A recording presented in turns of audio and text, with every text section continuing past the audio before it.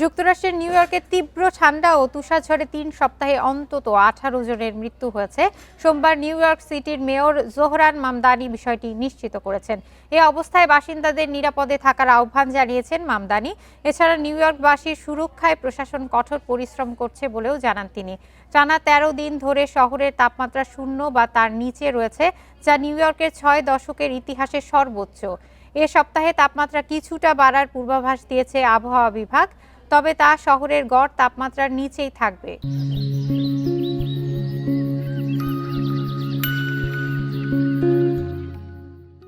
এদিকে ১৯ জানুয়ারি থেকে তীব্র ঠান্ডা বাঁচতে প্রায় ১৪০০ বাসিন্দা আশ্রয় কেন্দ্রের সুবিধা নিয়েছেন। পরিস্থিতি বিবেচনায় আশ্রয় কেন্দ্রের পরিধি বাড়িয়েছে কর্তৃপক্ষ।